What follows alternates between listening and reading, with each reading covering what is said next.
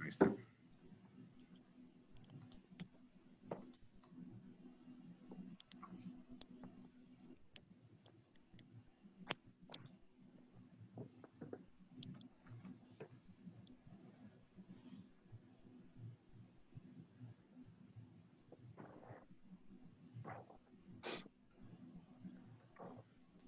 Buenos días a todos. Bienvenidos al webinar. Vamos a empezar en unos minutos.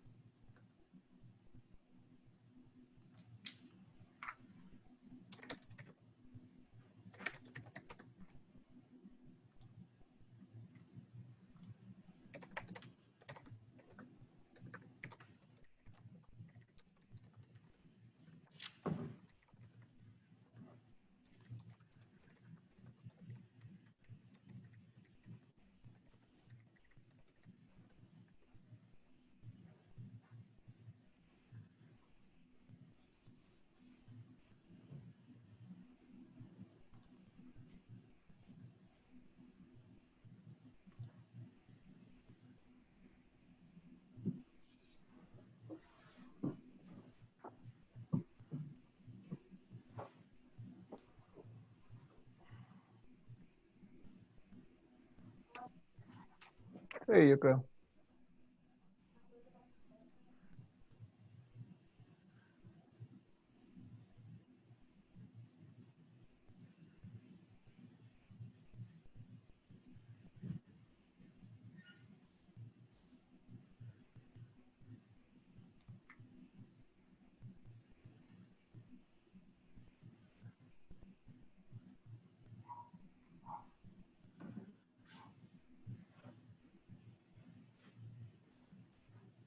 Bueno, buenos días a todos. Muchas gracias por estar acompañándonos el día de hoy. Agradecemos muchísimo a nuestros dos ponentes, Ernesto Velarde Danache, que es fundador y presidente del gabinete Ernesto Velarde Danache, y también Jorge Tojes, que es presidente y agente aduanal en Estados Unidos. Entonces, les voy a dejar presentarse ellos mismos. Y pues cualquier cosa yo estoy aquí. Pueden que sepan que la sesión, tanto la presentación como la sesión video estarán disponibles en el sitio web después de la Cámara Franco-Mexicana y que pueden poner cualquier pregunta en la parte de preguntas y respuestas del Zoom. Bueno, muchas gracias.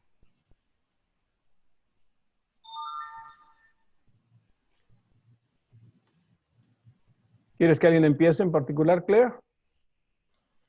No, adelante, quizás tú. Ok, con todo gusto. Jorge, ¿o quieres empezar tú? ¿Empiezo yo? Empieza tú como gustes, sí. Así es. Gracias a todos por acompañarnos. Gracias, Clea. Gracias a la Cámara Franco-Mexicana por la invitación. Esta es una nueva manera de mantener el contacto con todos nuestros amigos, con nuestros clientes, con la gente de la industria que está interesada en saber cuáles son los últimos acontecimientos que pueden tener un impacto, sea positivo o negativo, en las transacciones comerciales e industriales de sus empresas.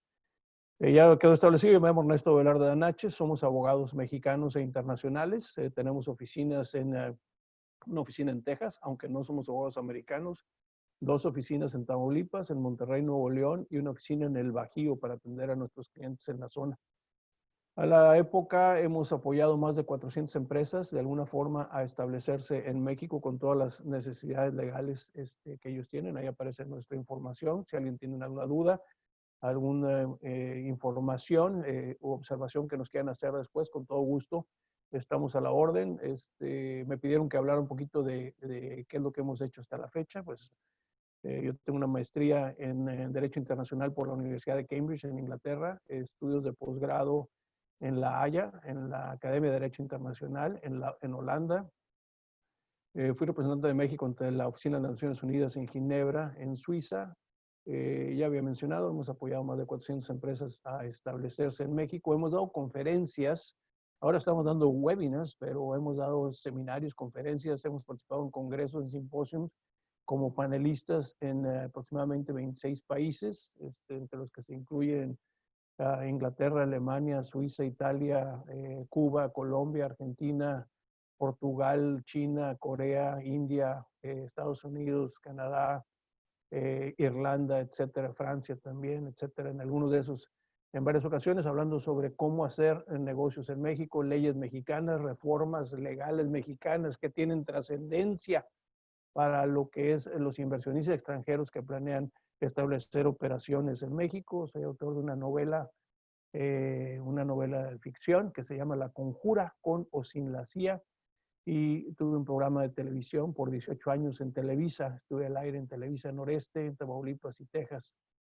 programa de entrevistas. Así es que ese soy yo. Si quieres, Claire, continúo con mi presentación o se presenta Jorge ahora y hago mi presentación y luego hace su presentación Jorge, como quieran. ¿Te quieres presentar de una vez, Jorge? Sí, si quiere. Jorge se puede presentar y después pasamos Sí. a la presentación. Sí, claro. Bueno, sí, buenos días. Mi nombre es Jorge Torres. Yo soy agente aduanal en Estados Unidos y presidente de Interlink Trade Services, una empresa de agencia aduanal americana y servicios de almacén, distribución, cross-dock. Nos enfocamos en el área maquiladora. Estamos localizados en McAllen, Texas, en la frontera con Reynosa, y también tenemos operación en el área de Brownsville, Texas, frontera con Matamoros. Tenemos 15 años como empresa establecida. Como les comenté, nos enfocamos en el área de la industria maquiladora, la industria IMEX. Yo en lo personal tengo desde el 1995 como agente aduanal. He trabajado en varias empresas anteriormente hasta que fundé mi propia empresa. También, aparte de los servicios de agencia aduanal y de bodega, me dedico a dar asesorías, pláticas en los temas como TEMEC y otros temas relevantes de la aduana de Estados Unidos. Hemos dado pláticas en México, en varias ciudades, Querétaro, Ciudad de México, Monterrey, Reynosa, Matamoros, y también en Estados Unidos en varias ciudades, y en Asia, en lo que es Corea del Sur, Japón, Tokio, China y Taiwán.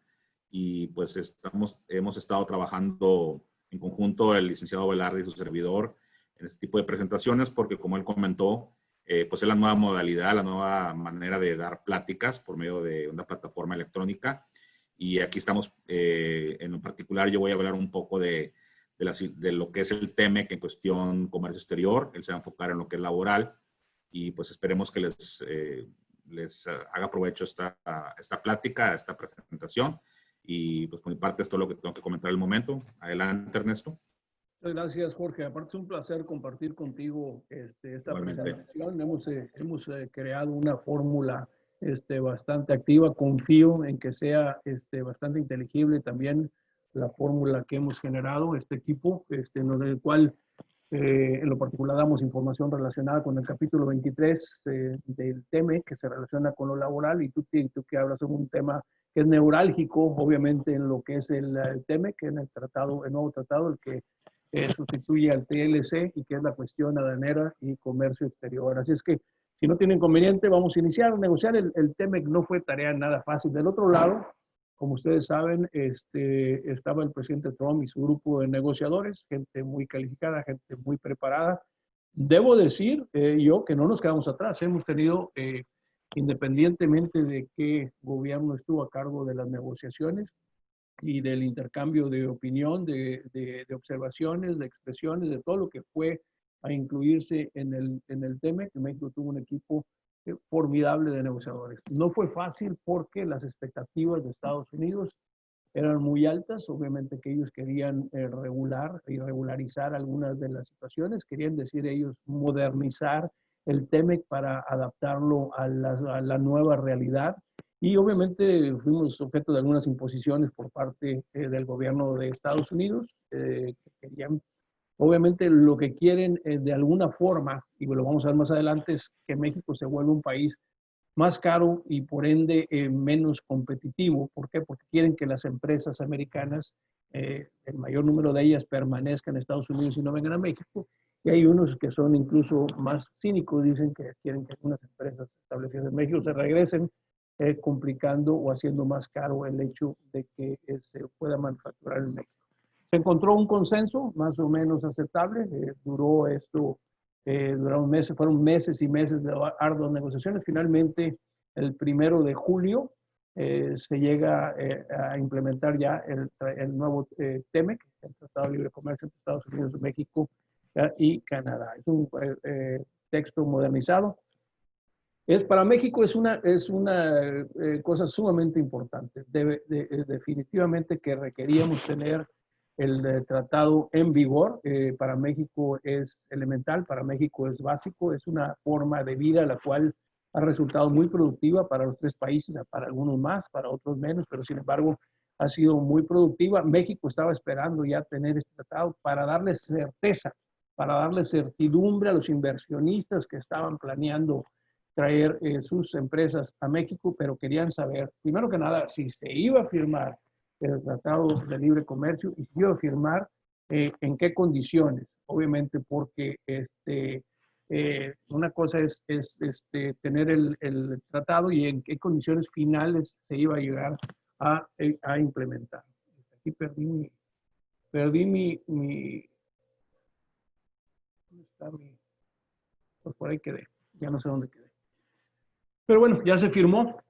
Y obviamente que ustedes se habrán dado cuenta que las empresas que estaban esperando tener el tratado ya en vigor empezaron a hacer sus movimientos. Desgraciadamente, obviamente, viene lo que es la entrada en vigor del tratado al mismo tiempo que tenemos una pandemia que parece que se eterniza, que no estamos pudiendo salir de ella como lo han logrado algunos otros países, pero desgraciadamente esto es una realidad y tenemos que aprender a vivir con ella. Ya me tengo. Entonces, hay algunas nuevas restricciones que se impusieron a México. Obviamente que hay gente que piensa que el tratado anterior era mejor, hay gente que piensa que o normalmente se piensa que hay nuevas obligaciones para México y que fueron impuestas por el gobierno de Estados Unidos. Habrá que cumplir con ellas. Si nos vamos a la siguiente, por favor. Si me ayudas, Sí. Clea. Perdón, Ernesto, yo creo que has compartido tu pantalla, entonces no se ve más la mía. No se ve más la tuya. Me voy a seguir así, si no tienen inconveniente, me voy a seguir así y al cabo no hay gráficas. En ocasiones cuando queremos presentar algún tipo de documento para que compartirlo con ustedes, es porque hay gráficas, no hay gráficas, realmente lo que tengo yo son notas y anotaciones. ¿Cómo tú estás? Si no, dejo de compartir la tuya y comparto de nuevo la mía y me indicas, ¿cómo prefieres? Lo dejamos sin las notas, si quieres. ¿Ok? Bueno, entonces decía yo, habrá que cumplir, habrá que estar muy pendiente definitivamente de cumplir con todas las nuevas obligaciones que nos hemos impuesto. ¿Por qué? Porque habrá un monitoreo muy puntual por parte del gobierno de Estados Unidos. Ahí ya regresaste, creo. Sí. Solamente para poner la imagen de fondo. Sí, listo. Habrá, como yo decía, un monitoreo, inspecciones permanentes por parte de los gobiernos para asegurarse de que hay cumplimiento. ¿Y por qué? Porque ha habido inclusive ya ahora, ya para el 15 de julio, el tratado entró en vigor el 1 de julio, para el 15 de julio ya había quejas por parte de algunos congresistas americanos en los cuales estaban quejando ante el secretario de Trabajo de Estados Unidos que México no estaba cumpliendo. Ya con eso, para que vean cómo se están presentando las cosas, y se estaba hablando ya en los últimos días de que se iban a presentar 5 demandas en contra de México por falta de cumplimiento. Me estoy refiriendo a lo que es el tema mío, no al tema de Jorge o otros temas que pueda tener el tratado. Me estoy refiriendo al cumplimiento con el capítulo 23, que es el que habla sobre la cuestión laboral. Una cosa muy importante, quisiera sí tener su atención. Lo que estamos haciendo es asegurarse que nuestros clientes están cumpliendo cabalmente y a plenitud con todas las nuevas obligaciones. En México tuvimos una reforma laboral que fue una de las condiciones que impuso Estados Unidos para firmar el TEMEC. La reforma laboral entra en vigor el año pasado, el primero, que ya parece como si fuera un siglo, pero fue nada más en 2019, el 1 de mayo, entra en vigor una reforma que Estados Unidos condicionó que se diese para que pudiera seguir adelante la negociación del tratado. ¿En qué consiste esa reforma laboral a la Ley Federal del Trabajo en México? Se incluyeron nuevas causas de discriminación, se permite la libre sindicalización y la libre asociación, o sea que un trabajador puede ser miembro o no ser miembro, puede renunciar o quedarse en un sindicato, puede pedir que ya no le cobren sus cuotas sindicales o que se les sigan cobrando. Los patrones y los trabajadores tienen total libertad de formar cualquier tipo de asociación, llámese sindicato, confederación, federación o lo que sea, sin ningún tipo de limitación. Entonces, estas fueron unas de las cosas que se prohíbe: el trabajo de los menores, el trabajo forzado, el trabajos inhumanos y las causas de discriminación que ya mencionaba.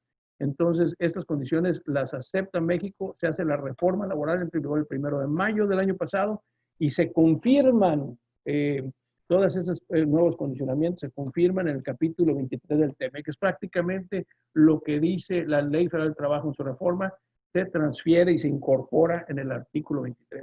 ¿Qué estamos haciendo? Obviamente que el gobierno de Estados Unidos va a estar muy puntual, porque los sindicatos americanos están muy puntuales, muy atentos, asegurándose que México cumpla de manera cabal con todas las condiciones que se le impusieron, con todas las obligaciones que se le impusieron en el tratado. ¿Por qué? Porque quieren, insisto, que las empresas ya no vengan a México. Ellos dicen, sí van las empresas a México porque México no cumple con la ley, porque en México se discrimina, porque en México se usa el trabajo de los infantes indiscriminadamente, porque en México los sindicatos son blancos y no protegen a lo que son sus trabajadores. Entonces, ante toda esta situación, ellos están muy pendientes de que haya ese cumplimiento. Entonces, ¿qué es lo que estamos sugiriendo que hagan las empresas? Autoevalúense, o sea, hagan un análisis, hagan un examen, hagan un diagnóstico interno de qué es lo que están haciendo, si están cumpliendo, si están dejando de cumplir.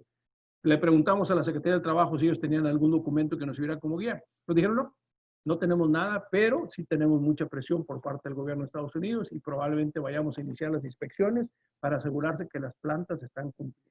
Si las plantas no cumplen, habrá sanciones para el gobierno mexicano o para las plantas. Se prohibirá la exportación de productos, inclusive de que vengan de lugares fuera de los 3 países donde no se cumpla con las mínimas condiciones que establece el TEMEC. Entonces, nosotros, ¿qué hicimos? Desarrollamos un cuestionario de 80 y tantas preguntas que se lo entregamos a nuestros clientes. Ellos se contestan las preguntas, les ayudamos, se autoevalúan, nos entregan 31 documentos diferentes que revisamos para asegurarnos de que estás cumpliendo con la ley y que si viene alguna inspección, si te están monitoreando, no te van a cerrar, no te van a multar, no te van a sancionar de alguna manera. Entonces, lo que hacemos es le entregamos una opinión debidamente fundamentada de los documentos que nos entregaron y de las respuestas que nos dieron a la forma en la que están operando. Y hemos detectado cualquier cantidad de cosas, mis queridos amigos y escuchas, cualquier cantidad de cosas, empresas que están cumpliendo con obligaciones que no les corresponden, que están haciendo pagos que no les corresponden, que están tratando a la gente de una forma que no les corresponde, que tienen unas solicitudes de empleo que están totalmente fuera de lugar, o están haciendo preguntas que ustedes no pueden hacer y que es una flagrante violación no solamente a la ley, sino inclusive a los derechos humanos internacionalmente reconocidos por las organizaciones internacionales. Entonces, esto es una tarea a la que nos hemos dado, y créanme que con un impacto muy positivo. La gente quiere saber que está cumpliendo. Si no está cumpliendo, quiere saber qué tiene que hacer para cumplir, para asegurarse que va a continuar sus operaciones de forma que no sean perturbadas. Entonces, entra en vigor esta modificación, ya decía, a partir del 1 de julio. No sé si le vas a seguir pasando, ya me perdí, Claire, voy para la 4, pero si no, así lo dejamos. Ahí vas. El siguiente. Ahí vamos. Entonces, en este mismo contexto, se adquiere en las partes de respetar los compromisos de todas las obligaciones que se han adquirido por los 3 países con la Organización Internacional del Trabajo. Next, por favor. Las partes, obviamente aquí esto es mucha política, reconocen todas las funciones de los sindicatos y de las organizaciones de trabajadores y de los patrones. Dicen, aquí están debidamente representados, están cumpliendo con lo que marca la ley. ¿Y a qué es lo que se comprometen en específico? Lo mencionaba, libertad de asociación, y el reconocimiento efectivo al derecho de la negociación colectiva. No se podrá más aquello de que usted se reunía con el líder sindical y con el secretario del trabajo del sindicato para lograr un entendimiento, firmar un contrato colectivo o una renovación o un tabulador o un convenio donde se establecían obligaciones para los trabajadores. Los trabajadores tienen que ser parte activa de las negociaciones y manifestar su consentimiento para que se firme cualquier tipo de documento en donde se generan derechos y obligaciones para ellos. Eliminación de toda forma de trabajo forzoso. Gente que dice que en México, y no, realmente no vemos dónde suceda. No tenemos clientes a lo largo de la República Mexicana, en el centro, principalmente en la parte norte, y no vemos violaciones. Yo sé, normalmente se pagan los tiempos extraordinarios cuando se han trabajado y no, probablemente en algunos estados, no sé dónde, no se cumpla, pero no es el caso. No hemos tenido ese tipo de experiencia. Nuestros clientes son empresas principalmente de capital extranjero, que son muy cumplidoras, al igual de muchas de las empresas mexicanas con las que trabajamos. La abolición del trabajo infantil, la eliminación de la discriminación en materia de empleo y ocupación. Hay muchas causas nuevas de discriminación que no... La ley mexicana, la ley federal del trabajo, la de 1970.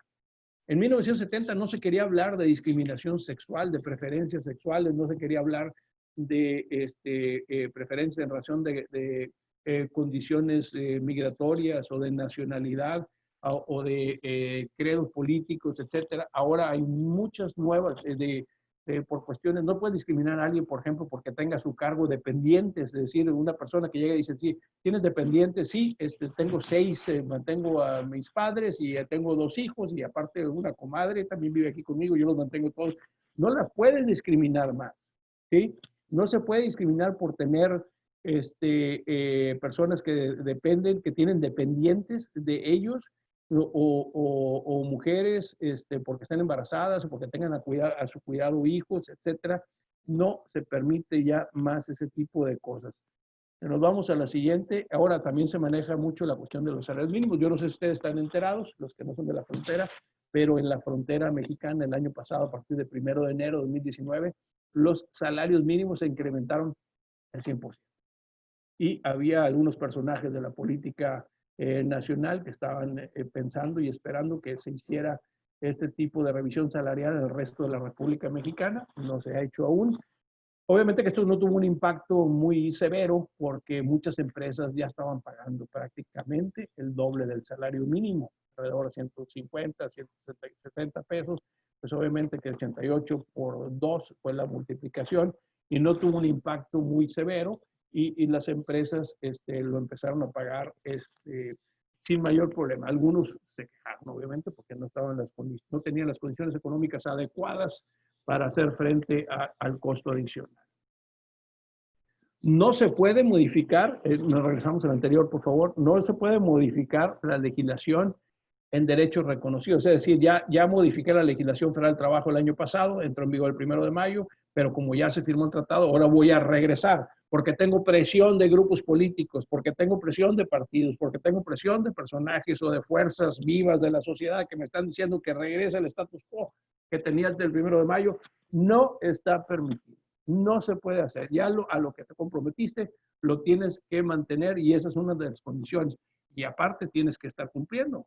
Tienes que estarlas observando y el hecho de que no lo hagas tendrá repercusiones inmediatas porque hay inspectores on-site dentro del país y es una de las cosas que no se quiere hablar porque en México nos gusta mucho hablar de soberanía, pero al menos pues, tenemos un vecino muy poderoso que impone muchas condiciones en muchas situaciones que a lo mejor no nos gusta, pero tenemos inspectores extranjeros verificando el cumplimiento de los derechos, de las obligaciones, perdón, que se le impusieron a México en razón del tratado. No se puede dejar de aplicar, no nada más no modificarlas, sino no hay la opción de no aplicarlas. Ya la tiene la ley y la tienes que aplicar. Se habla de que se tendrán inspectores que estarán trabajando en el sitio, como he mencionado, en el país en el cual está siendo inspeccionado, para lograr el cumplimiento voluntario de las obligaciones laborales. Nos vamos a la siguiente, por favor. ¿Sí? Se está buscando todo esto, fomentar la creación de comisiones obreras patronales para que se verifique el cumplimiento, que haya en realidad un seguimiento puntual de las obligaciones, que valga la pena el cambio, que valga la pena la introducción de esta redacción en el capítulo 23, que se aliente la creación de servicios de mediación. Esto es una de las cosas muy importantes que estamos viendo ya suceder y que les voy a comentar. Como ustedes saben, existen las juntas federales y las locales de conciliación y arbitraje. La federal, obviamente, para juntas federales, para empresas o industrias que son reguladas por la autoridad federal y las locales. Cada estado tiene sus juntas locales de conciliación, luego tienen las especiales, que son las que están en cada uno de los municipios importantes de los estados. Pues van a desaparecer las juntas de conciliación. Ya no van a existir las juntas de conciliación y arbitraje, y en su lugar, y en su caso, se forman el Centro de Conciliación, el federal, y de registro de contratos. Todos los contratos se van a registrar en un centro federal, los contratos colectivos me refiero, y los convenios laborales, en un centro federal. Y en ese centro de conciliación se va a tratar de llegar a entendimientos, de que haya concertaciones entre patrones y trabajadores para evitar llegar a lo que es el arbitraje. Ahora las juntas son de conciliación y de arbitraje. Se inicia la conciliación, pero la conciliación no es obligatoria. Muchos de los patrones no asisten cuando son citados a la conciliación. Se van directamente, se esperan a que los demanden para irse a todo lo que es arbitraje. Ahora la conciliación, el esfuerzo de conciliación, no la conciliación en sí, pero el esfuerzo de conciliación es obligatorio. Tendrás que pasar primero por los centros de conciliación y si no se llega a un acuerdo, pasará entonces a lo que son tribunales laborales. Como decía yo, desaparecen las juntas de conciliación que dependen del gobernador del estado de que se trate o del presidente de la república, en el caso de las federales, y ahora van a ser parte del poder judicial, ¿sí? Ya no serán parte del poder ejecutivo, serán parte del poder judicial. Entonces, si no se acuerda una conciliación en el centro de conciliación, se van directamente a lo que son los tribunales laborales. Ya son jueces, ya no serán presidentes de las juntas de conciliación. Y la idea es de que se va a capacitar a los conciliadores, la idea es de que habrá jueces y que al ser jueces habrá una mayor responsabilidad, mayor profesionalismo. Se está hablando de tener también mayor presupuesto para que puedan operar los tribunales laborales y los centros de conciliación, porque en algunos lugares donde usted llega ni siquiera tienen papel para imprimir los laudos, en ocasiones se les va la luz o no quieren trabajar porque no está funcionando el aire acondicionado, a menos que usted viva en las zonas del centro de la República donde se disfruta de buen clima en cuanto a temperatura casi permanentemente a lo largo del año. Entonces, este tipo de acciones ya están operando. Hay un compromiso del primer grupo de estados que están cumpliendo con esta obligación. Se pidió que fuera de forma escalonada. Se tiene que dedicar un presupuesto. Se habla de que no existe el dinero suficiente para poder implementar estas obligaciones que adquiere México. Entonces ya estamos fallando. ¿Sí? Ya estamos fallando porque obviamente que al formar los centros de conciliación, que al formar los tribunales, hacer las modificaciones legales en cada una de las legislaciones estatales para darle vida a las obligaciones internacionales adquiridas por México, cuesta. ¿Sí? Y en ocasiones dice, y más ahora con esta pandemia, que no existe el presupuesto para este tipo de cosas porque hay otras prioridades. Entonces estamos batallando, estamos viendo de qué forma se empieza a resolver esto. Se habla también de pedir una mora para su cumplimiento, pero la situación no se presenta difícil. Las partes no podrán, la parte final de esta presentación aquí, las partes del tratado no están facultadas para intervenir en territorio ajeno en busca de aplicar la ley, pero sí para observar, ¿sí? O sea, no vas a aplicar la ley o aplicar los compromisos, pero vas a observar compliance, como dicen los americanos, asegurarse de que el país que estás monitoreando está cumpliendo. Se prohibirán, de acuerdo con el tratado, la entrada al territorio nacional de ese país de mercancías que se hayan manufacturado o ensamblado en lugares, en países o en regiones que no cumplen con la normativa mundial de trabajo forzoso o de trabajo infantil. Nos vamos a la siguiente, por favor, ¿sí? Ahí estamos. Los trabajadores y los sindicatos deberán ejercer sus derechos en un clima de no violencia. Bueno, hasta ahora no ha habido un clima de violencia. En cuanto algunos sindicatos empiecen a perder la fuerza que ahora tienen, que empiecen a surgir otros sindicatos, que se empiece a dar lo que está sucediendo con muchos de nuestros clientes, donde están llegando los trabajadores a decir, señor, yo ya no quiero que me retenga mi cuota sindical. Señor gerente de recursos humanos, quiero que a partir de este viernes ya en mi nómina, yo quiero ver que no aparece más el descuento de mis cuotas sindicales. Yo sigo perteneciendo al sindicato, pero ya no le voy a pagar al sindicato mi membresía. Sí, de acuerdo con los estatutos de ese sindicato, lo despiden del sindicato, ni modo. Pero el hecho de que salga del sindicato, o sea, la cláusula de exclusión que tienen algunos contratos colectivos, muchos todavía, donde dice que si dejas de pertenecer al sindicato, automáticamente dejas de pertenecer a la empresa, es ilegal. Ya no puede existir. Y aunque la tenga usted, amigo o amiga que me escucha, dentro de su contrato colectivo, ya no la podrán hacer válida. O sea, no le podrá venir el sindicato a decir, Juan Pérez, que dejó de pertenecer porque dejó de pagar las cuotas sindicales, tiene que salir de esta empresa. Juan Pérez no sale de esa empresa. Y si usted le sigue reteniendo a Juan Pérez después de que le notificó que ya no quería que le retuviera su cuota sindical, entonces Juan Pérez se va a ir contra usted para pedirle que le reembolse las cuotas sindicales indebidamente retenidas a este señor multicitado, multimentado Juan Pérez.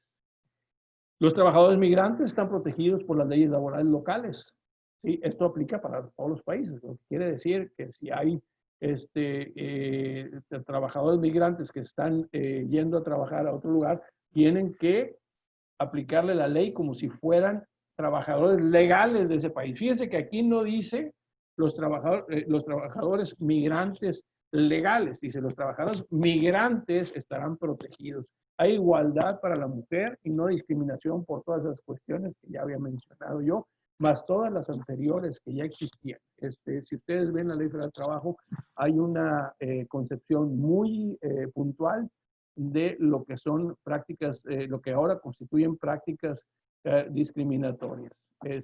Se tiene la obligación de publicitar los derechos laborales de los trabajadores. Se tiene la obligación de entregar, y esto no lo están haciendo los patrones. Yo entiendo por qué no, porque a esto me dedico. Somos abogados que defendemos a los patrones. No hay sindicatos que no quieren que se les entreguen copias de los contratos colectivos. Porque hay trabajadores que se creen abogados, o hay trabajadores que tienen novios o novias, abogados o vecinos o parientes o compadres. ¿Sí? Entonces empiezan a ver el contrato colectivo y empiezan a crear situaciones. En ocasiones también el sindicato no quiere que vean el contrato colectivo porque no quieren que se den cuenta que en ocasiones hay pagos a los que se ha comprometido el patrón de acuerdo con el contrato colectivo en favor del sindicato. Y obviamente que no quieren eso, no quieren que se sepa porque van a decir, oye, te estoy pagando una cuota sindical y aparte el patrón te paga un porcentaje de la nómina, pues estás ganando y seguramente gastando mucho dinero. Entonces hay que mantener a los trabajadores informados de todo lo que son sus derechos. Yo no sé cómo andamos de tiempo, Clea. ¿Qué horas son? Ya son las 11:36. 11:36, empezamos hace como 30 minutos. ¿Me da 5 minutos? Sí, claro. Ok, nos vamos a la siguiente, por favor. Ya estábamos hablando, las audiencias, se está tratando de hacer más clara, más transparente todo lo que es el sistema de procuración y de impartición de justicia, porque insisto, ya vamos a estar hablando de tribunales laborales y que van a tener sus recursos económicos propios, pero quién sabe cómo lo vamos a ver. Yo no sé si se va a acabar la corrupción, porque no sé si, obviamente que los tribunales laborales van a ser como los tribunales penales o los civiles o los agrarios o los fiscales que ahora hay, ahora va a haber laborales y que no hay en los juzgados penales o los juzgados civiles o los juzgados de otra naturaleza y en otros rubros. No hay corrupción, no hay retrasos, no hay demoras, no hay parcialidad, no lo sé. Hay retraso en el establecimiento de esto, ya lo mencionamos. ¿Por qué? Porque estamos batallando con la cuestión económica y esto, la tendencia es que se va a complicar. Se habla en el tratado que se subsidiarán estudios, viajes de investigación. Estamos hablando de un mundo muy hermoso, pero a la vez muy irreal. Yo no veo apoyos por parte en caso de nosotros, del gobierno de México, para que los trabajadores, de hecho, sea se han recortado los gastos de operación de organismos como CONACYT y de algunos otros de los estatales, el equivalente a CONACYT estatales. Se debe de identificar, colaborar entre los tres países para identificar mercancías que hayan llegado de países donde se esté abusando de los trabajadores. Debemos de evitar la violencia con los trabajadores. Debemos dar seguridad en el trabajo, sanidad, medidas ahora principalmente con lo que estamos teniendo. Debe implementarse una serie de medidas para la protección de las mujeres en los centros de trabajo, sobre todo con ellos. Aquí tenía yo, se los quiero mencionar. Me estoy yendo muy a prisa, hablo rápido y fuerte y aparte con acento norteño. Me estoy yendo a prisa porque yo pensé que teníamos 45 minutos y me dijeron que eran 30 por cada uno de nosotros y empezamos un poquito tarde por cuestiones técnicas. Pero aquí tengo, por ejemplo, este es el cuestionario del que les llamaba. Son 81 preguntas que hemos generado para asegurarse de que hay cumplimiento y hay una lista también de documentos que pedimos para revisar y hacer una opinión para asegurarnos de que usted y que tenga la tranquilidad usted de que está cumpliendo con cada una de las obligaciones que se asumen. El combatir la trata de personas, la violencia con los trabajadores también, ya lo hemos mencionado. Nos vamos a la siguiente, por favor. Atención especial a las madres lactantes, promoción de la productividad, o sea, hay obligación, siempre ha habido la obligación de capacitar a los trabajadores que tienen los patrones, igualdad de oportunidades sin discriminación, intercambio de información, ya lo mencionamos, apertura del diálogo para buscar soluciones, evitar fracciones. Se forman paneles no voy a hablar de esto porque es un tema que hemos manejado principalmente con abogados, en eventos donde están como de la barra americana de abogados y todo, donde hablamos de los procesos para resolver controversias que se presenten en razón con el tratado.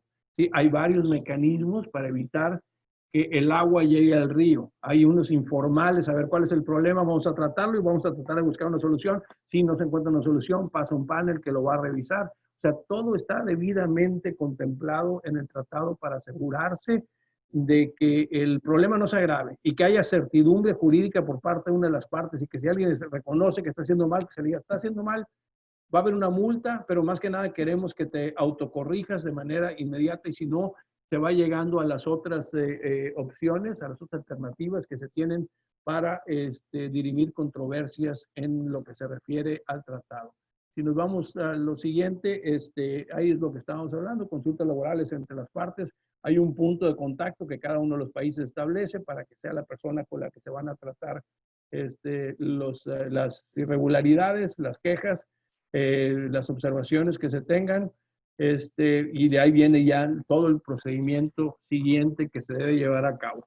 No me voy a meter en eso porque les decía, este es un tema, estamos pensando que vamos a cumplir y que no vamos a llegar a temas de manejo de controversias o de conflictos entre las partes que firman el nuevo TEMEC, pero como les decía, está todo debidamente regulado. Hay un capítulo 31, es un anexo 31, que es el que habla exactamente de qué es lo que se tiene que hacer por cada una de las partes para asegurarse de que se está cumpliendo. Les voy a decir nada más brevemente, les voy a leer algunas de las preguntas, si quieres ya no me tienes que seguir, Claire. Algunas de las preguntas que tenemos en el capítulo, en el programa, perdón, de autoevaluación. ¿Existe algún impedimento por parte de la empresa para que algún trabajador elija de manera libre el sindicato al cual pertenezca, al cual desea pertenecer? ¿Respeta la empresa de manera absoluta la libertad de asociación de los empleados? ¿Reconoce la empresa el derecho a la negociación colectiva? ¿Están informados los trabajadores que pueden renunciar al sindicato al que pertenecen actualmente y conservar el empleo? O sea, que si están informados, el patrón tiene la obligación de hacerle saber a los trabajadores de manera puntual e inmediata cuáles son sus derechos. El patrón no puede interferir ni puede intervenir en la relación sindical, pero sí tiene la obligación de asegurarse que los trabajadores saben cuáles son los derechos que recientemente ha adquirido conforme a la ley y conforme al tratado. Él si tiene todavía el contrato colectivo, la cláusula de exclusión, sabe si los trabajadores cuentan con copia de los estatutos actualizados del sindicato. En muchas ocasiones no se los quieren entregar. Cumple la empresa con la conformación de la comisión mixta para el reglamento interior de trabajo, etcétera, etcétera. Esas son algunas de las preguntas, de las 81 preguntas que yo les mencionaba, en las cuales hemos preparado este mecanismo de autoevaluación para asegurarse de que usted está cumpliendo con la Ley Federal del Trabajo, con la reforma de la ley del año pasado y con el TEMEC que entró en vigor a partir del 1 de julio de este año. Muchísimas gracias. Esa ha sido mi presentación. Si hay preguntas, habrá respuestas.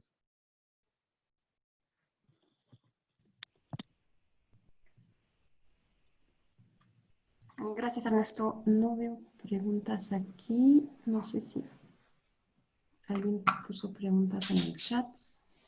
Si quieres, al final, vemos dependiendo cómo andemos de tiempo, las preguntas que le hagan a don Jorge Torres o al servidor.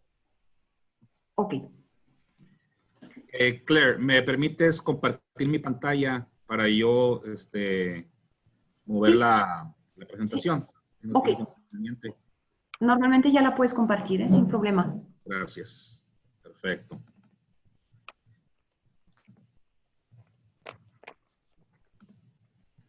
Ahí está. ¿Ya la ven? Yes, sir. Ok. Bueno, pues muchas gracias por la invitación y por permitirme participar en este evento. Como estamos limitados de tiempo, pues vamos a agilizar un poquito la presentación para tener un poco de tiempo al final para preguntas o comentarios. Mi presentación es enfocada en lo que es el aspecto comercial, comercio exterior del TEMEC. Vamos a tocar varios puntos generales, como los aspectos clave de la transición del TELECAN al TEMEC, aspectos generales de las nuevas reglas de origen automotrices. Ese es un tema que, pues, como saben, es de los cambios más radicales en el TEMEC. Otro tema que es ahorita muy a la moda y sobre todo porque estamos muy cerca de unas elecciones, el impacto de la política de comercio exterior de la administración Trump y oportunidades pues para México y la región que tenemos en el norte y centro de México. Y ya concluimos con algunos resúmenes y conclusiones. En términos generales, pues como muchos sabemos, el 24 de abril del 2020, el representante de comercio de los Estados Unidos, el señor Leisner, notificó al Congreso de los Estados Unidos que el TEMEC entraría en vigor a partir del 1 de julio. Y después de esta notificación, se le notificó a los gobiernos de México y Canadá esta intención y que Estados Unidos ya estaba listo para el reemplazo del TELECAN, que sería con el TEMEC a partir del 1 de julio del 2020. Y hace un comentario que es muy interesante. Él comenta, la crisis y recuperación de la pandemia del COVID-19 demuestran que ahora más que nunca los Estados Unidos debe de enfocarse en incrementar la capacidad de manufactura e inversión en Norteamérica. La entrada en vigor del TEMEC es clave para lograr esta meta, comentó el señor Leisner. Pues sí, como todos sabemos, la pandemia vino a causar, pues, y está causando todavía algunos estragos en la cuestión salud principalmente y en la economía del mundo en general. La verdad, muchos pensábamos que la implementación del TEMEC no se iba a dar sino hasta el 2021, probablemente el 1 de enero, porque el enfoque ahorita era pues combatir esta pandemia y enfocarnos en lo que tenemos que hacer en cuestión de contingencias para seguridad de salud y la cuestión económica. Pero pues se notificó en abril, a finales de abril, y con una fecha del 1 de julio. Y eso que sucede, pues no nos da suficiente tiempo para prepararnos. Pero bueno, ya estamos, ya está implementado el TEMEC y estamos sobre la marcha aprendiendo e implementándolo, ¿verdad? Por ejemplo, otro punto interesante es los diferentes acrónimos o nombres que se le ha dado a este tratado. En Estados Unidos es el USMCA, que es United States Mexico-Canada Agreement. En México es TEMEC, Tratado entre México, Estados Unidos y Canadá. En Canadá es CUSMA, Canadá United States Mexico Agreement. Y si notan, no se menciona la palabra comercio. En el TELECAN, pues es Tratado de Libre Comercio de América del Norte. Libre comercio. Aquí no se menciona, simplemente se menciona un tratado. Y esto es un punto, creo, fundamental de lo que quería el presidente Trump. Él siempre dijo que el NAFTA, el TELECAN, ha sido uno de los peores tratados negociados por Estados Unidos. Entonces, esto le permitió en su administración negociar este tratado que, como comentó Ernesto, fueron duros. México pues se puso de alguna manera a la altura, pero sí Estados Unidos fue muy demandante y ellos eran los que llevaban la batuta en esto. Y pues bueno, se ratificó y ya se implementó, pero es interesante aquí ver que no se menciona la palabra comercio, sino es un tratado entre los tres países. Este es algo cronográfico, voy rápido. El tratado se firmó el 30 de noviembre, cuando estaba todavía Peña Nieto como presidente. Se hizo una revisión, una actualización, se vuelve a firmar, a ratificar el 10 de diciembre y obviamente se ratifica en el Congreso de Estados Unidos el 19 de diciembre del 2019 y el 16 de enero del 2020 por el Senado. Aquí se ratifica en ambas cámaras y ya firmado oficialmente por el presidente Trump el 29 de enero y entra en vigor el 1 de julio. En sí no hubo una transición gradual del Telecan al TEMEC, o sea, se apagó el switch el 30 de junio del 2020 para el Telecan y se prende el switch el 1 de julio del 2020 para el TEMEC. Para cuestiones comerciales y de comercio exterior en Estados Unidos, la aduana de los Estados Unidos, por su acrónimo Customs and Border Protection, CBP, así la conocemos, ha indicado que por los primeros 6 meses, lo que es de julio a diciembre del 2020, tendrán flexibilidad para esta implementación del TEMEC y darle oportunidad así a las partes afectadas a adaptarse adecuadamente. ¿Qué quiere decir esto? Y esto fue publicado en un documento por parte de CBP. Ellos mencionan que como no hubo esta transición, pues es importante aún así no enfocarse en lo que llamamos aquí el enforcement, en estar mandando verificaciones, revisiones de si un producto califica o no, solicitando documentación. Estos primeros 6 meses va a ser un proceso de aprendizaje conjunto en el cual la autoridad aquí, CBP, va a estar publicando manuales, dando webinars, con la intención de educar tanto ellos mismos como a los impactados por este nuevo tratado para llegar a un nivel de cumplimiento adecuado. Eso no quiere decir que no se haga nada de aquí a diciembre, simplemente es el proceso de adaptación, de cambiar procesos internos para estar preparados al 100% al 1 de enero del 2021. Entonces, pero no es bajar la guardia, simplemente es una oportunidad para un proceso de transición de alguna manera. Estos son algunos términos técnicos, más bien que impactan en el lado americano. No sé, hay empresas aquí que exportan a Estados Unidos, empresas maquiladoras, gente del área de comercio exterior. En Estados Unidos, por ejemplo, tenemos lo que es la tarifa armonizada de Estados Unidos, el HTSUS. Aquí se agregó la nota general 11 para incorporar la regla de origen de TEMEC. Entonces ahí están incorporadas estas reglas de origen. También lo que es el indicador para poder aplicar trato preferencial en un trámite de importación a Estados Unidos. Antes era MX para México o CA para Canadá. Ahora el indicador es S para aplicar trato preferencial o S más en algunos productos agrícolas. Entonces ya este indicador cambia, ¿verdad? En cuestión de regulación en Estados Unidos, se creó una regulación nueva, la 182. 19 CFR es el título 19 del Código Federal de Regulaciones, que es el que aplica lo que es la regulación aduanera. Y se agregó la regulación, la parte 182, para lo que es el TEMEC. Y obviamente el Telecan se queda en el 181. Tenemos también aquí en Estados Unidos, en la regulación parte 102, unas reglas de marcado de país de origen que se publicaron o se pusieron para el Telecan y estas van a aplicar también por el momento para el TEMEC. Entonces tenemos las mismas reglas de marcado de país de origen, tanto para Telecan como para TEMEC, al menos en Estados Unidos. Entonces son 2 reglas de origen, una es para trato preferencial y otra es para marcado de país de origen. Entonces, en términos generales, para cuestiones aduanales en Estados Unidos, estos son los cambios principales para cuestión de aplicar trato preferencial, etc. En cuestión de cambios generales, bueno, muchos analistas, consultores, concordamos de que el TEMEC queda prácticamente igual al Telecan en un 85%. Hubo cambios, como se mencionó en la presentación anterior, del aspecto laboral, en el aspecto medio ambiente, y obviamente para lo que es en cuestión de reglas de origen y aspectos del comercio exterior, los afectados principales en cuestión cambios es la industria automotriz y la industria textil. Entonces, pero en general tenemos básicamente un 85% pues igual, ¿verdad? Pero uno de los cambios principales, como para efectos de comercio exterior, como muchos lo sabemos, es el que ya no se requiere un formato oficial para certificación de origen.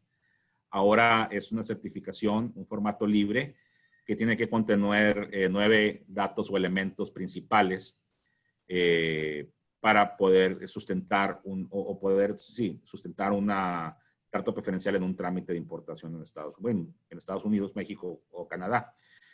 Antes, obviamente, el Telecan tenía un formato establecido de 11 campos. Ahora ese formato ya está obsoleto, ya no aplica al TEMEC. Ahora es un formato libre con 9 elementos. No voy a entrar en detalle porque pues eso amerita una plática, otro curso para certificación de origen, pero es uno de los cambios principales. Otro cambio también es que ahora el importador también puede ser una entidad certificadora. Antes solamente el exportador productor podrían certificar cuestión de origen. Ahora el importador también se le permite. Esto en México entra en vigor en 3 años y medio a partir del 1 de julio. O sea, no va a entrar inmediatamente, pero es un cambio interesante también en lo que es certificación. También en cuestión de la regla de minimis para trato preferencial, se incrementa de un 7 al 10%. Hay excepciones, pero es el cambio. Entonces eso le da 3 puntos más de poder incorporar materiales no originarios y aún así poder cumplir bajo la regla de minimis, que es un cambio positivo. Hay otro de minimis, que es el famoso duty free o operaciones que no requieren trámite aduanal o están exentas de un pago de aranceles, que es lo que es muy comúnmente ahorita conocido como el e-commerce. Obviamente se incrementó a México en $117. Una importación de minimis de $117 no va a generar aranceles. En Canadá son $150 canadienses y en Estados Unidos son $800 la importación de minimis. Entonces, se establece en el tratado estos mínimos para poder aplicar en este tipo de operaciones de e-commerce en general. También tenemos la provisión Sunset. El tratado en sí, anteriormente el Telecan no tenía fecha de vigencia o fecha límite, pero ahora sí tenemos el tratado del TEMEC, que es por 16 años, y en 6 años se va a hacer una revisión para ver si se amplía por otros 16 años más. Entonces, puede ser que el TEMEC se extienda hasta 32 años. Entonces, ahora sí hay una fecha de vigencia. Entonces, esta es la provisión Sunset. En 6 años se va a revisar el tratado y puede ser que se extienda por otros 16 años. Aquí tengo varios recursos. Como les dije, la aduana ahorita está en una etapa de apoyar a la comunidad a capacitarse, a aprender más para poder implementar el TEMEC. Aquí hay unas ligas de algunas páginas. Está el acuerdo en sí, el texto final, la ley de implementación, la publicación de instrucción interinas de implementación. Es un documento muy importante. La página web tiene una liga directa de USMCA, de TEMEC, donde pueden hacer preguntas. Hay muchas publicaciones donde pueden ahí obtener información. Y pues obviamente están las regulaciones que fueron publicadas el 3 de junio, las uniformes, la regulación 182, que ya está publicándose, pero está muy limitada, todavía no han acabado. Y pues la nota general 11 de la tarifa americana, que son las reglas de origen. Entonces, esos son recursos que se tienen para aprender un poquito más y poder implementarlo correctamente. Y bueno, ya entrando en tema, pues uno de los cambios principales dentro del TEMEC son las reglas de origen para productos automotrices. Y aquí básicamente tenemos una situación en que ahora se requieren 3 tipos de certificación. La primera es la certificación de origen bajo las reglas de origen específicas del TEMEC. Esto ya estaba igual en el Telecan, había unas reglas específicas de origen. Entonces, esto nomás los cambios que se generaron por los porcentajes de contenido de valor regional. Pero aparte, ahora tenemos una certificación de contenido laboral, lo que es el Labor Value Content, y la certificación de contenido de acero y aluminio. Entonces, tenemos 2 certificaciones adicionales, aparte de lo que es el contenido de valor regional. En términos generales, para los vehículos de pasajeros o camionetas ligeras, pues ahorita en el Telecan teníamos un 62.5% de contenido regional. Era el mínimo para poder calificar como originario. Ahora se incrementa a partir del 1 de julio del 2020 al 66% y gradualmente se va a incrementar hasta el 75% a partir del 1 de julio del 2023. Entonces, pues hay un aumento sustancial de contenido de valor regional. Quiere decir que pues se tiene que integrar más, tanto valor agregado como materiales originarios de la región TEMEC.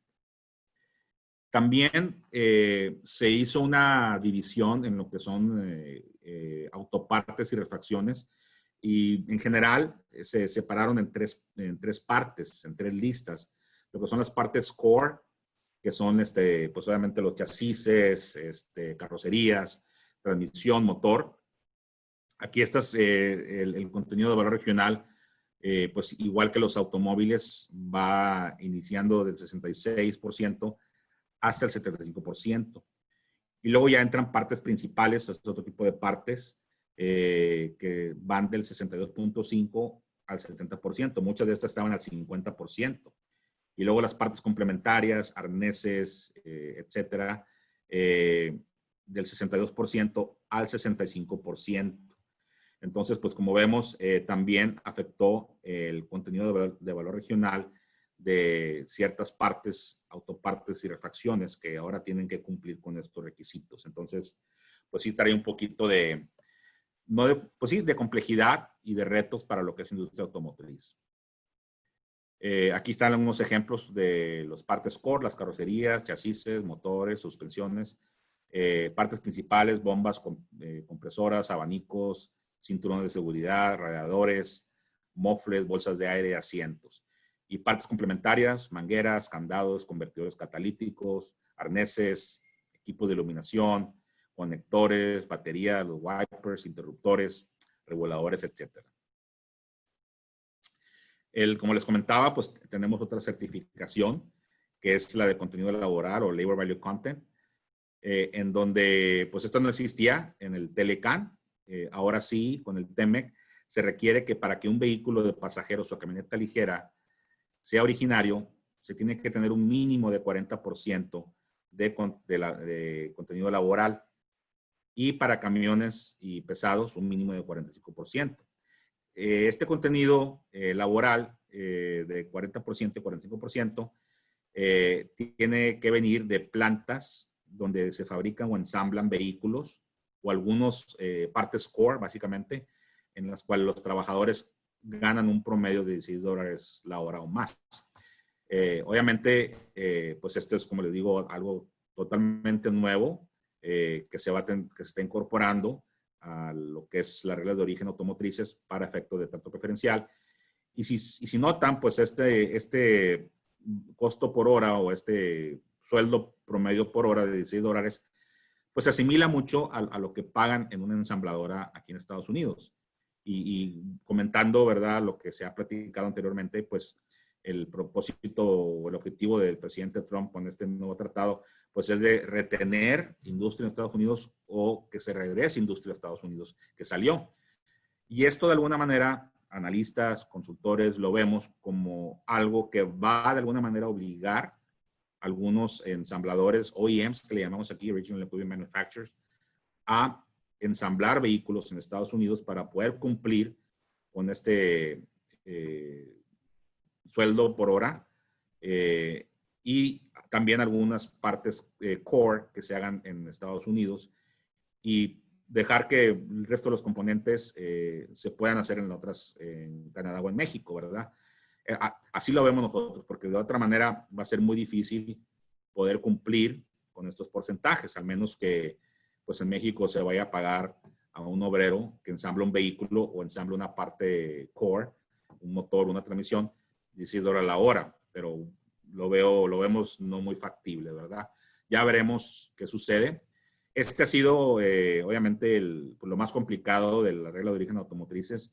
Inclusive muchas OEM, muchos ensambladores, están evaluando no cumplir con esto y pagar el arancel general de un vehículo que para un carro es 2.5% por el análisis costo-beneficio de poder llevar a cabo todos estos nuevos requisitos, tanto de incremento de contenido de valor regional como el contenido laboral. Pero bueno, eso ya son puntos que se verán más adelante cuando ya estemos más adentro en la implementación del TEME. Y bueno, también va a ser gradual para los vehículos. Para los vehículos pesados no, ese inicia 45%, pero los vehículos de pasajero y camionetas ligeras vamos a iniciar con un 30% en el 2020 hasta el 40% en el 2023. 30, 33, 36 y 40. Entonces, este es un nuevo requisito para efectos automotrices. Y la otra certificación es de contenido de acero y aluminio. Y esta dice que para que un vehículo pueda calificar como originario bajo el TEMEC, tiene que contener un mínimo de 70% de acero y aluminio originario. Hay ciertas fracciones arancelarias y hay una lista de fracciones que son las partes que tienen que sumar el 70% de acero y aluminio. Obviamente carrocerías, ejes, etcétera. Entonces, esas ya están incorporadas. Entonces, ahora tenemos este otro requisito de contenido de acero y aluminio. Entonces, son 3 certificaciones que se tienen que obtener para que un vehículo pueda ser originario para efectos de trato preferencial bajo el TEME. ¿Ok? Esos son los cambios principales en la automotriz. Como les digo, es complicado, pero más adelante vamos a ver que podemos ver oportunidades también, ¿verdad? Ahora voy a cambiar un poquito el enfoque y vamos a hablar pues, de algo, lo que es la política de comercio exterior. Obviamente vamos a tratar de ser objetivos sin meternos en la política, pero esto es una realidad que tenemos actualmente, ¿verdad? La administración Trump tiene un punto de vista muy particular sobre el impacto del comercio exterior en la economía y política de Estados Unidos, como sabemos. Algunas cosas que tenemos que considerar aquí, bueno, pues que siempre él ha mencionado que los déficits comerciales son malos, sobre todo menciona China y México, y eso es algo que él siempre ha estado peleando, de cerrar esos déficits. También el comercio justo es crítico, aranceles recíprocos, accesos a mercados. Esto va más bien a la Unión Europea y a Asia, ¿verdad? Que sí hay ciertas restricciones, obstáculos de productos de Estados Unidos que tienen aranceles más altos en la Unión Europea y también en Asia, obviamente, particularmente en China, pues no hay acceso a mercados para productos de Estados Unidos. Entonces es algo que esta administración ha estado peleando pues en los últimos años, como sabemos. Y obviamente otro punto es que se piensa que la política de los otros países es la de ganar o siempre salir arriba en cuestión comercial. Y los Estados Unidos ha sido muy complaciente en esto, con tratados de libre comercio, con ser abiertos con China para el robo de tecnología y propiedad intelectual, y pues obviamente el dumping de acero y de aluminio que existe en los Estados Unidos, y los aranceles altos que la Unión Europea a veces tiene por productos de Estados Unidos, particularmente en los productos automotrices, ¿verdad? Entonces todo esto, pues obviamente ven como que siempre han querido tomar ventaja de Estados Unidos y que las administraciones pasadas han sido muy complacientes y no han visto el comercio exterior como algo importante. Se han enfocado en otras áreas y han dejado pues que las cosas sucedan, ¿verdad? Y pues todas estas situaciones han formado y afectado la agenda actual. El status quo ya no es aceptado como un punto inicial de negociación. Existe un interés y un deseo de pelear guerras comerciales desde frentes múltiples sin importar el daño colateral. Lo estamos viendo ahorita con la guerra comercial con China, con la Unión Europea, e inclusive vimos indicios de algo con Canadá otra vez, con la sección 232 del acero y aluminio. Entonces, pues sí vemos que hay interés o deseo de pelear estas guerras. Y hay daño colateral, nos gusta o no, hay efectos negativos en la industria nacional al implementar aranceles y tarifas especiales para materias primas importadas y medidas retaliatorias impuestas por otros países. Entonces, lo que es el arancel chino de la sección 301, pues sí lo está pagando eventualmente los importadores en Estados Unidos y se lo pasan al consumidor. Eso es un daño colateral. Igual con la sección 232 los aranceles del aluminio y el acero, ¿verdad? Ahorita Canadá y México están fuera de esto por la negociación del TEMEC. Obviamente se intentó imponer estos aranceles a Canadá otra vez, ya se negoció, y también a México, pero México ahorita pues lo tienen bajo licencia, es decir, para exportar a Estados Unidos ciertos productos de acero, tienen que solicitar una licencia de exportación. Entonces, esa fue la condición para no implementar otra vez aranceles de la sesión 232 a México. Y la idea con esto es crear un cierto nivel de incertidumbre para que las empresas sean motivadas a invertir y crecer en los Estados Unidos en lugar del extranjero. Esto lo ha dicho el presidente Trump siempre. Al principio, ¿se acuerdan con la Carrier, con la de aires acondicionados, la Ford, que iba a abrir una planta en Hermosillo, siempre no, Carrier, cambiarse de nuevo a Estados Unidos, etcétera. Entonces, pues es lo que quiere generar, ¿verdad? Con toda esta incertidumbre.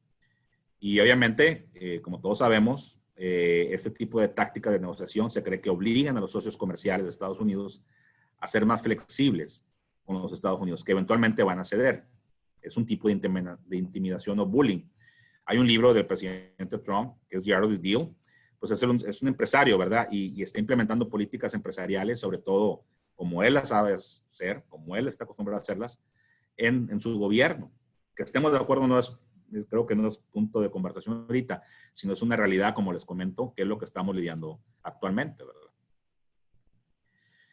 Bueno, es difícil predecir si estas políticas o tácticas son temporales o estarán con nosotros a largo plazo. De aquí se depara lo que estamos viviendo actualmente. Sabemos que ya viene la elección presidencial el 3 de noviembre.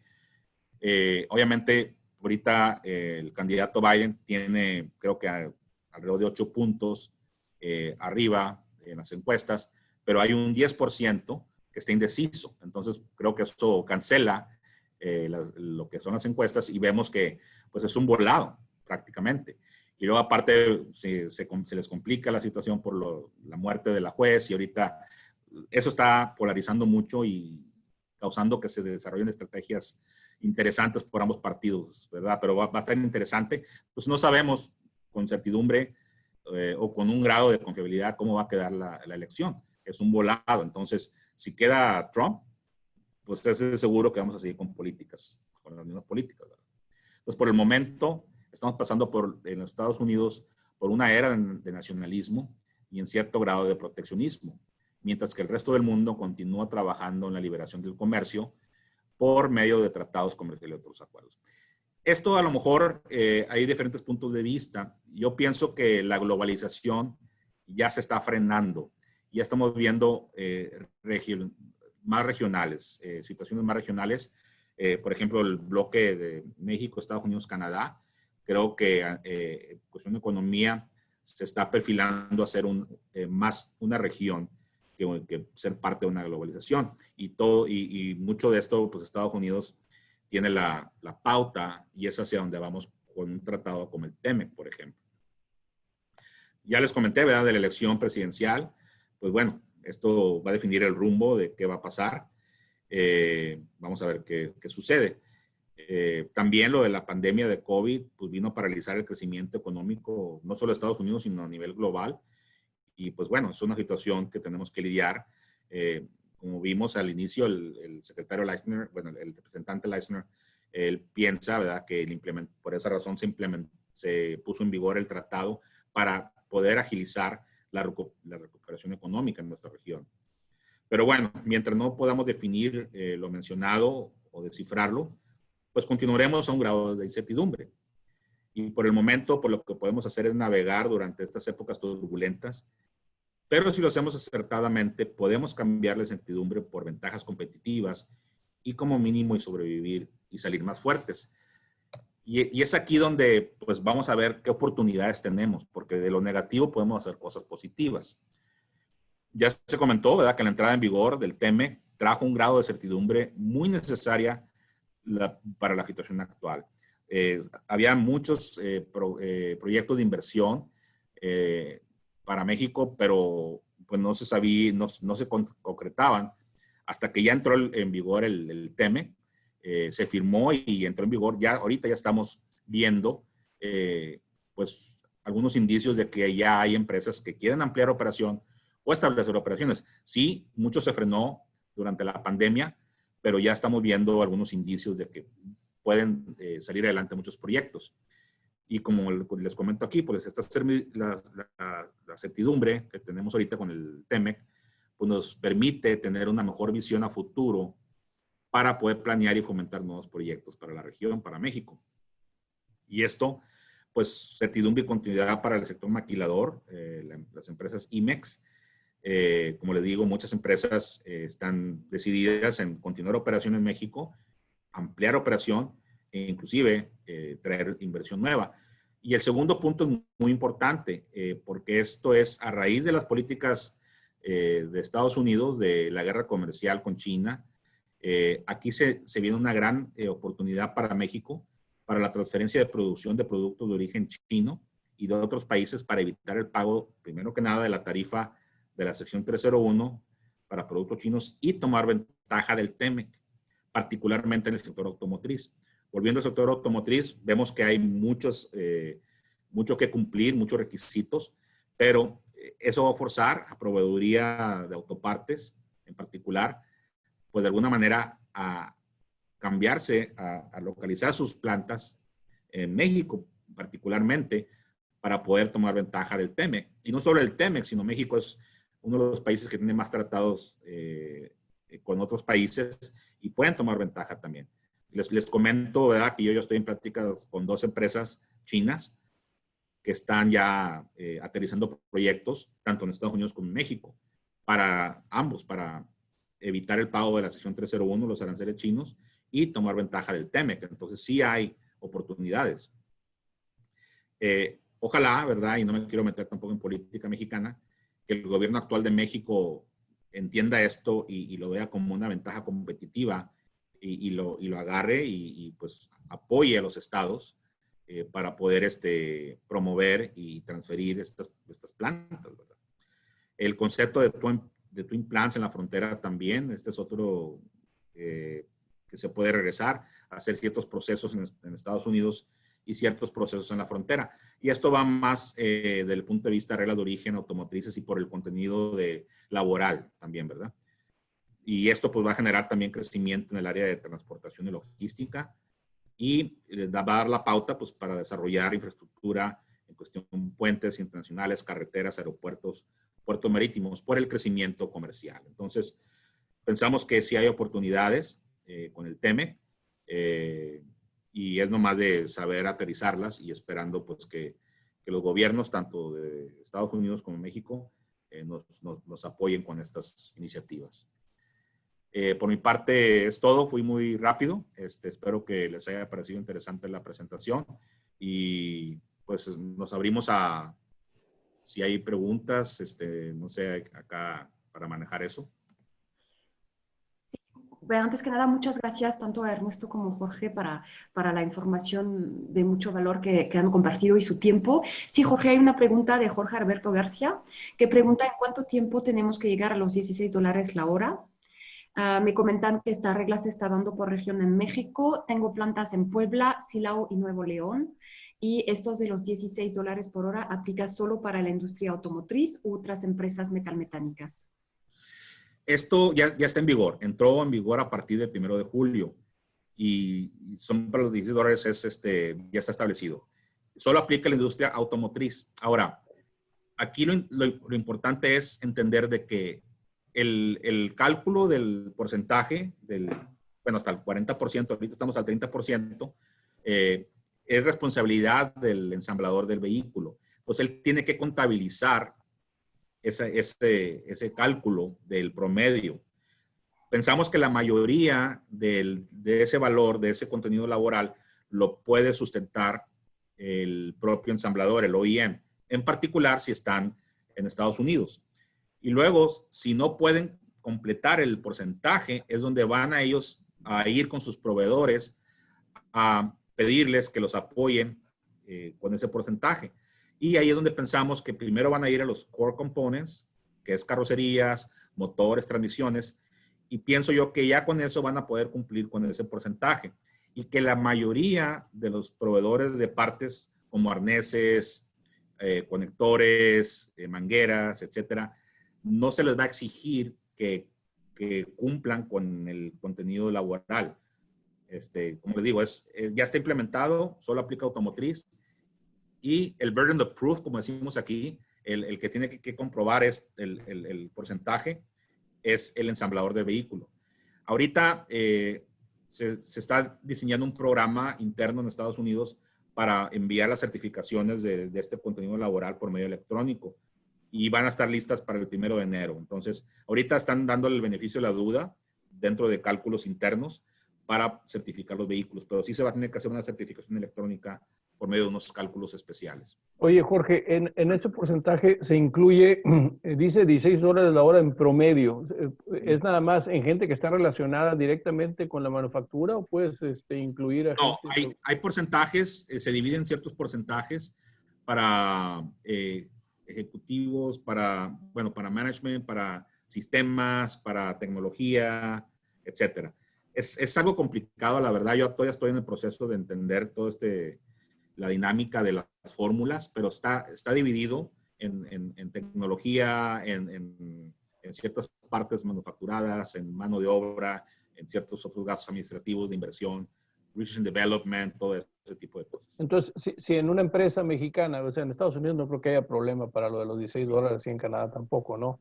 Pero en México, una empresa que dice, yo no tengo en promedio los $16 y para poder cumplir con el 40%, entonces lo que se busca una alianza con alguno de los proveedores de artículos, componentes que van a ir integrados a tu producto para poder llegar al 40% en la región. Bueno, de inicio sí, pero como les comentaba, yo no pienso o no contemplamos de que el $16 la hora les va a impactar a la mayoría de los productores de autopartes y componentes. O sea, esto lo tiene que cumplir el ensamblador, no un productor o un fabricante de componentes. No un proveedor, sino más bien la compañía que ensambla el vehículo. Así es. Por eso, la mayoría, pienso, del porcentaje lo puede cumplir la ensambladora del vehículo. Pero si no llega al 40%, está en un 30%, ese 10% es donde puede ir a ciertos proveedores claves y decirles, hey, yo necesito que si me vas a dar este componente, que tú me certifiques que cumples con el $16 la hora. Pero pensamos que van a ser proveedores como de transmisiones, motores, chasis, etcétera. Entonces, ya que cumplan con el 40%, pues ya los demás proveedores, con que cumplan con la regla de origen original, de que sea originario el producto, ya están del otro lado. Así es. Estaba preocupante, porque hay gente que lo interpreta como de que el 40% del costo del componente que estás manufacturando tú, por ejemplo, en México, tiene que ser producido por gente que está ganando un promedio de $16 la hora. Y dice, pues no lo tengo, ¿no? ¿Quién gana $16 la hora en México? Esa era la preocupación. Sí, bueno, es en promedio, pero como te digo, a lo mejor el sueldo del obrero puede ser más bajo, porque hay otros niveles en la fórmula del cálculo, que son gastos en inversión en sistemas, en research and development, en ciertos gastos administrativos. Entonces, es un promedio. Entonces, a lo mejor puedes pagarle a un ingeniero un sueldo más alto y se promedia con el sueldo más bajo que es un obrero. Hay fórmulas, o sea, hay una serie de fórmulas para poder hacer el cálculo. No necesariamente quiere decir que el obrero se le tiene que pagar $10 la hora, es en promedio. ¿Okay? Okay. Pues también siempre, y bueno, yo creo que vamos a terminar aquí. Pregunta si hay algún cuestionario, si tendrías algún cuestionario para el tema del costo por hora. Bueno, sí, hay una publicación que puedo compartir con mucho gusto, que son las fórmulas, que es la metodología y las fórmulas para poder llegar al cálculo. Con mucho gusto. Y ahí, pues, sí, es el procedimiento, el proceso para el cálculo, ¿verdad? Ok. Y última, ¿cómo va a funcionar los supervisores o asesores de USA para la vigilancia del TEMEC? Pues va a funcionar de manera muy puntual. Ya hay gente que está operando. No sé, por ahí alguien me comentaba que quizás estaban en la embajada, por ejemplo, de Estados Unidos. Y las inspecciones normalmente y en forma general se van a hacer a través de la Secretaría del Trabajo mexicana, que es la que tiene que reportar. Los inspectores extranjeros lo que están supervisando es la actividad, principalmente la actividad de los inspectores mexicanos, para asegurarse de que las inspecciones están dando, de que se están teniendo los resultados, de que se está procediendo con aquellos que no estén cumpliendo. O sea, hay sanciones, independientemente de las sanciones que marca el TEMEC, que en el capítulo 23 y en el 31 están las sanciones que marca la Ley Federal del Trabajo. Después del artículo, la Ley Federal del Trabajo tiene un poco más de 1000 artículos. En la parte final, si ustedes quieren saber las sanciones, porque estén preocupados de algo que pueda estar saliendo mal, es cuestión de checar con su asesor, con sus abogados, o directamente la Ley Federal del Trabajo en el capítulo respectivo a infracciones y sanciones. Y ahí le pueden decir, en caso de que se incumpla con esto, con lo otro, con lo que sea, ahí vienen cuáles sanciones, ya sea multas, ya sea amonestaciones, ya sea suspensiones temporales, parciales, definitivas o totales, ¿no? Entonces, ya se dan las inspecciones. Como consecuencia de esas inspecciones, ya es como estamos viendo, primero que nada las quejas y ahora estas 5 demandas que se iban a presentar, que ya estaban planeadas para presentarse en contra de México por incumplimiento. Pues muchas gracias. De todas maneras, les repito, la presentación, así como el video, las presentaciones, así como el video, estarán disponibles en el sitio web de la Cámara, franciamexico.com, y ahí, si no me equivoco, en cada presentación vienen los datos, tanto de Ernesto como de Jorge, para poder dar seguimiento a las dudas y a las preguntas. Pues muchísimas gracias y cualquier cosa estamos a la orden. Gracias a la Cámara, gracias a todos los que asistieron a este webinar. Gracias. Gracias, Jorge. Un placer. Gracias. Saludarte. Gracias. Hasta luego. Gracias a todos. Gracias.